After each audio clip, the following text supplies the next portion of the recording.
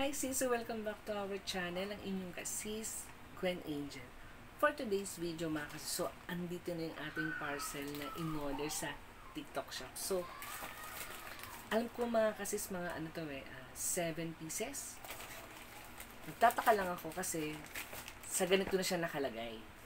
Kaya mga kasis, buksan na natin para makita na natin kung ano yung nasa loob ng ating parcel.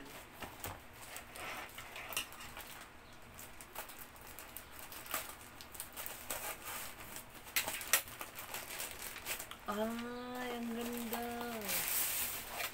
So, ito na siya mga kasis. So, bubuksan muna natin yung cover ng box para makita nyo. Okay, ganito palang nangyari. Naka-individual boxes pala yung ating mga candle. So, order tayo ng 7 pieces. So, ito siya. Ipakita natin sa inyo.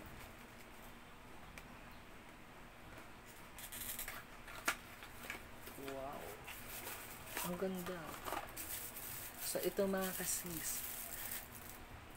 So, itong mga candle na in-order natin is mga scented candle siya mga sis. So, meron tayong pink. Ayan. Meron tayong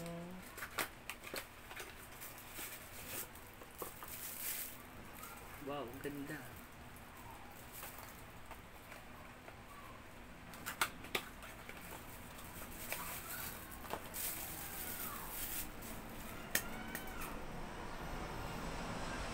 Sis, ang bangon ng mga candle natin. Iba dito, doble na.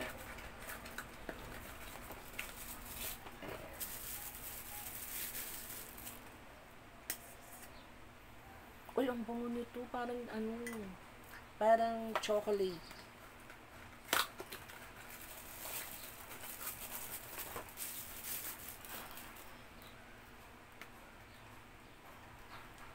So, ayun mga kasi hindi ko mabuksan. Matigas. Ayan. So, hindi ko siya mabuksan. So, ito yung kanyang lalagyan. Ang ganda.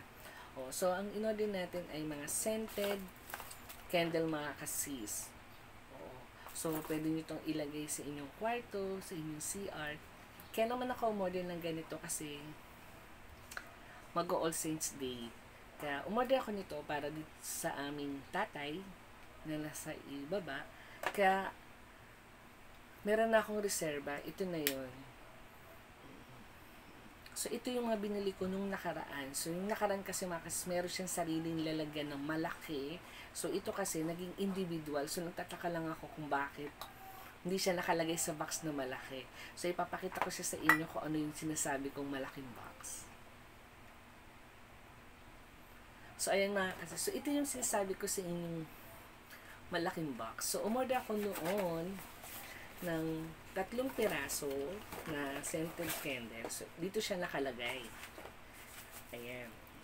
So, nagtataka lang ako kasi bakit hindi sila nakalagay sa malaking box. Yung pala, naka-individual naman pala mga sis. Pero okay na din yan.